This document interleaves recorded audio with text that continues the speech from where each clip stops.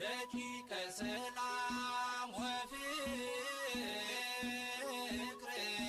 ወአርዲተ ክርስቶስ አንትሙ በስመ አብ ወወልድ ወመንፈስ ቅዱስ አሐዱ አምላክ አሜን። ሰላም ለኩልክሙ እምአውደ ጥናት ዘግእዝ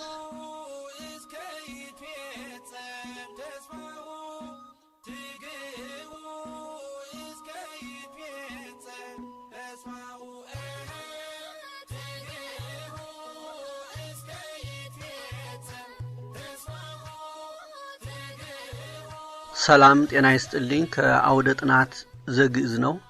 የዛሬው ተከታታይ ትምህርታችን ክፍል 2 ሲሆን ስለ ፊደል ታሪክና ትርጉም ነው የምንማረው። ስለዚህ ባለፈው መግቢያ 1 ነበር ያየነው ስለ ግዕዝ።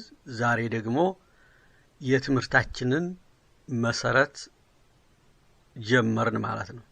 ፊደል የቋንቋ መሰረት ስለሆነ ትምህርታችን ደግሞ የግዕዝ ቋንቋ ትምህርት እንደመሆኑ መጠን ከፊደል ስንጀምር ዋናው ትምህርቱን መሰረቱን ጀመርን ማለት ነው። ስለዚህ ዛሬ የፊደል ስያሜና ትርጉም የሚል ነው ርዕሳችን። ስያሜ ማለት ስም ማለት ነው፣ የስም አወጣጥ ማለት ነው። ትርጉም ደግሞ አንድ ሰው ስም ይኖረዋል፣ ስሙ ደግሞ ራሱ ትርጉም አለው። የፊደልን ስምና ስሙ ደግሞ ምን ማለት እንደሆነ እንማራለን እና ስለ ፊደል ክፍል 1 ነው ይህ ትምህርት።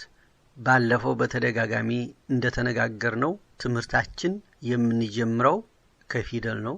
ፊደል ምናልባት ሁላችንም አንደኛ ቋንቋችን ስለሆነ፣ ሁለተኛ ደግሞ ግዕዝ ነው እንጂ የማናውቀው ያው በተለያዩ የትምህርት አይነቶች ተምረን የወጣነን የምናውቅነን። ስለዚህ ፊደል የምናውቀው ነገር ነው ወይም የምናውቀው ትምህርት ነው ልትሉ ትችላላችሁ። ነገር ግን ከፊደል ለመጀመር ብዙ ምክንያቶች አሉን። አንደኛው ምክንያት ማንኛውም ነገር መጀመሪያ ወይንም መሰረት አለው። ማንኛውም ነገር ሲሰራ፣ ወሬም ሲወራ መሰረት አለው፣ ቤትም ሲሰራ መሰረት አለው። ማንኛውም ነገር መጀመሪያ ማለት ነው መሰረት፣ ሌላ ማለት አይደለም። ስለዚህ መጀመሪያ መሰረቱን ካልጣልንና መሰረቱን ካላሳመርነው መሰረት የሌለው ይሆናል። መሰረት የሌለው ነገር ደግሞ አይቆምም ወይም ይፈርሳል። በደንብ ድጋፍ የለውም ማለት ነው ከታች። ስለዚህ የቋንቋ መሰረቱ ምንድነው? ፊደል ነው። ፊደል ወደ ፊደሎች ይቀየራል፣ ከዚያ ወደ ቃላት፣ ከዚያ ደግሞ አረፍተ ነገራት፣ ከዚያ ደግሞ መጽሐፍ ይወጣል። ንግግርም እንደዚያው ፊደሎችን አንድ ላይ አድርገን ነው የምንነጋገረው። በመሆኑም መሰረቱ ፊደል እስከሆነ ድረስ ከመሰረቱ ከፊደል እንጀምራለን ማለት ነው። አንዱ ምክንያት ይሄ ነው። ሁለተኛው ምክንያት ደግሞ ፊደል ብዙዎቻችን እንደምናውቀው አይደለም፣ ነገር ግን ከዚያ በላይ ነው። ማወቅ የሚገባን ዕውቀቶች አሉ ማለት ነው።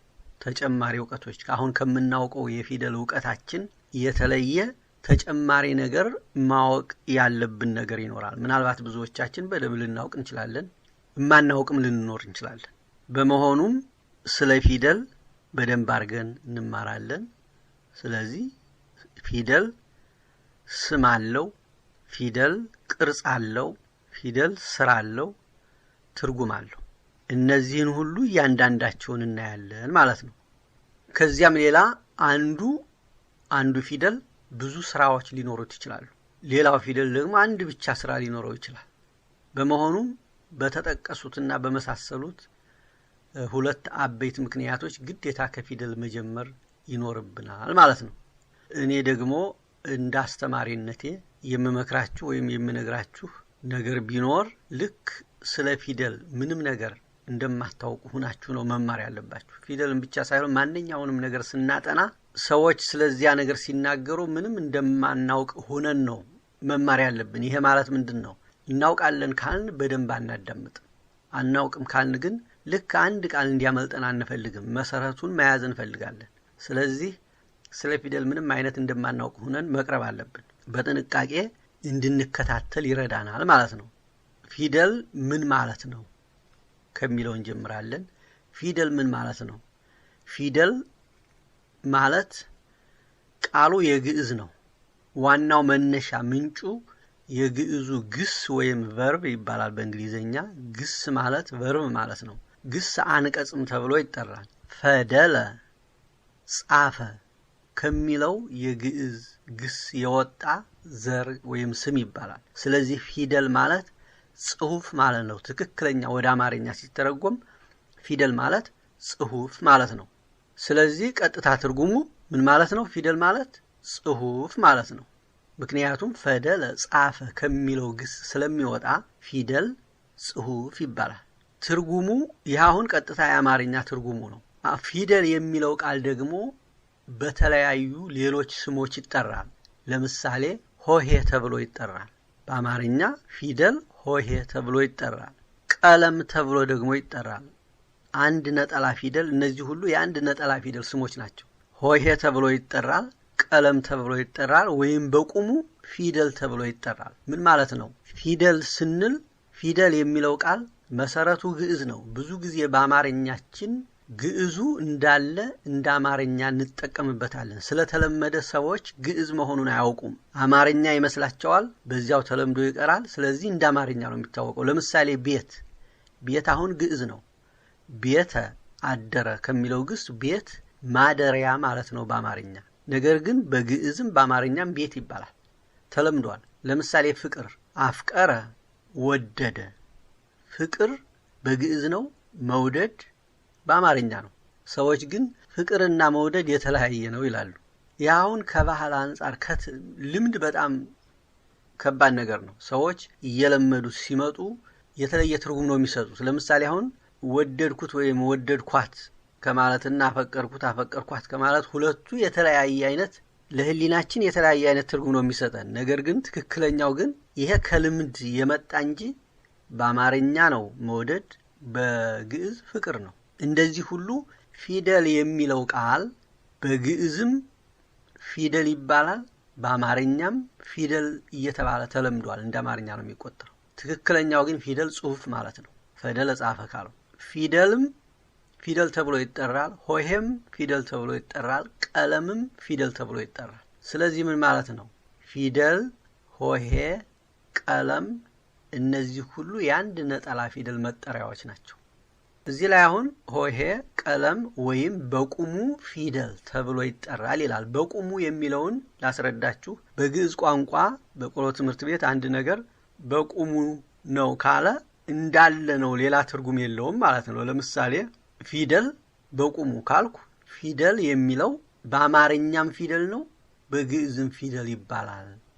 በቁሙ እንዳለ ነው ማለት ነው። ለምሳሌ ቆመ፣ በግዕዝ ቆመ ማለት ቆመ ነው፣ በግዕዝም በአማርኛም ቆመ ቆመ ወይም ቆመ በቁሙ ማለት በአማርኛም ቆመ ነው፣ በግዕዝም ቆመ ነው ለማለት ነው። እሺ፣ እዚህ ጠቅለል ባለ መልኩ ፊደል ትክክለኛ የግዕዝ ስም ነው።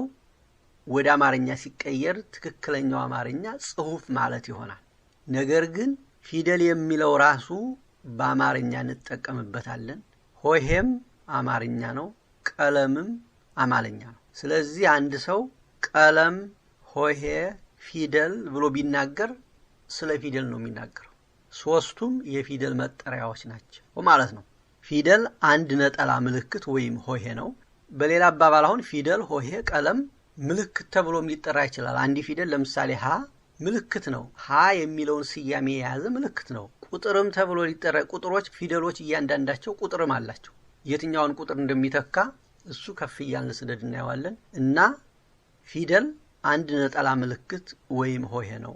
ምሳሌ ሀ፣ ሁ፣ ለ፣ ሉ እነዚህ አራት ፊደላት ሀና ሁ፣ ለና ሉ አራት ናቸው። ምን ብለን እንጠራቸዋለን? እነዚህ አሁን ወደ ፊደል ምን ማለት እንደሆነ ፊደል ሶስት አይነት ስሞች እንዳሉት ተነጋግረናል። ፊደል፣ ሆሄ፣ ቀለም ወይም ምልክትም ይባላል። ይሄን አይተናል። ፊደል አሁን ለአንድ ፊደል የሚሰጥ ስም ነው። ሀ ፊደል ነው፣ ሁ ፊደል ነው፣ ለ ፊደል ነው፣ ሉ ፊደል ነው፣ ሌላም አ፣ መ ፊደል ይባላል እያንዳንዱ። እዚህ ላይ ሀ፣ ሁ፣ ለ፣ ሉ እነዚህ አራት ፊደላት ናቸው። እነዚህን አራት ፊደላት ስንጠራ ምን ብለን እንጠራቸዋለን? ፊደላት እንላቸዋለን። በግዕዝ ፊደላት እንላቸዋለን። በአማርኛ ደግሞ ፊደሎች እንላለን። ስለዚህ ፊደላት፣ ሆሄያት፣ ቀለማት ሲባል ለብዙ ቁጥር ማለት ነው። ከአንድ በላይ የሆኑ ፊደላት፣ ሆሄያት፣ ፊደላት፣ ቀለማት ተብለው ይጠራሉ። አሁን አንድን ቃል እንዴት እንደምናባዛ ነው የምንነጋገረው። አንድን ነገር ለብዙ እንዴት እንደምንጠራው ምሳሌ ይላል። ለምሳሌ ኤ ቢ ሲ በእንግሊዘኛ 3 የእንግሊዘኛ ሆሄያት ናቸው። የእንግሊዘኛ ሆሄያት 26 ናቸው። 26 ስለሆኑ ሆሄ ወይም ፊደል ወይም ቀለም ሳይሆን ሆሄያት ወይም ፊደላት፣ ቀለማት ይባላሉ። የአማርኛም ሆነ የእንግሊዘኛ ፊደል ከአንድ ፊደል በላይ ከሆኑ በብዙ ቁጥር መጠራት አለባቸው። ብዙ ጊዜ የግዕዝ ቋንቋ አበዛዝ ምን ማለት ነው? ስም ወይንም ዘር በግዕዝ ቋንቋ ሲበዛ ስለ ዘርና ስለ ስም ወደፊት ራሱን የቻለ ትምህርት ይኖረናል። ስለዚህ አንድ ስም እንበለውና ለምሳሌ ፊደል፣ ሆሄ፣ ቀለም የሚለውን ወደ ብዙ ቁጥር ስንቀይር የቃሉን የመጨረሻ ሆሄ ወይም የመጨረሻ ፊደል ወይም የመጨረሻ ቀለም ወደ ራብዕ በመለወጥ ት የምትባለዋን ሆሄ ይጨምራል። ስለዚህ ምን ማለት ነው?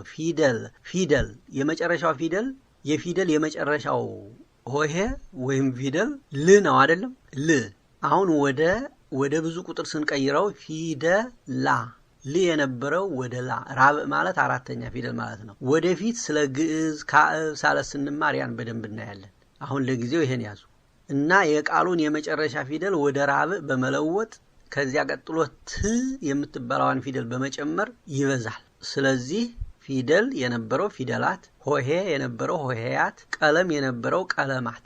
ልብ አድርጉ፣ ሆሄና ቀለም በብዛት አማርኛ ነው። ሆሄና ቀለም ፊደል ግዕዝም ነው አማርኛም ነው። አሁን አማርኛውን ራሱ በግዕዝ አይነት ብዜት ነው ያበዛ ነው። የመጨረሻውን ፊደል ወደ ራብዕ ቀይሮ ትን የሚጨምር አበዛዝ የግዕዝ ቋንቋ አበዛዝ ስልት ነው። ስለዚህ በአማርኛ ምን ማለት አለበት? ፊደሎች፣ ቃላቶች፣ ሆሄዎች። ይሄ አማርኛ አበዛዝ ነው። ወደፊት አሁን ስለ ግዕዝ ፊደላት፣ ስለ አማርኛ ፊደላት፣ ስለ ዲቃላ ፊደላት በደንብ እንማራለን ቀስ በቀስ። ስለዚህ ስለ አበዛዝ ወደፊት ራሱን የቻለ ትምህርት ይኖረናል። ለጊዜው አሁን ከዚህ በቃናል ማለት ስለ አበዛዝ ማለት ነው። ከዚህ በላይ የተማርነው የፊደልን ስም ትርጉምና ብዜት ነው የተማርነው ባጭሩ። የፊደል ማለት ምን ማለት እንደሆነ፣ ፊደል በሌላ በምን ስም ይጠራል፣ ትርጉሙስ ምን ማለት ነው፣ ፊደል የሚለው ሲበዛ ምን ይሆናል፣ ይሄን ነው የተማርነው። ለጊዜው በቀላሉ ለማብራራት ለእናንተ ፊደል በአማርኛ ጽሑፍ ወይንም ሆሄ ይባላል፣ ቀለምም ይባላል። በቁሙ ፊደል የሚለውን ቃል በአማርኛም በግዕዝም እንጠቀምበታለን። በቁሙ ማለትም እንዳለ ሳይለወጥ ወይም ተመሳሳይ ትርጉም አለው ማለት ነው። ፊደል ቀለምም ተብሎ ይጠራል።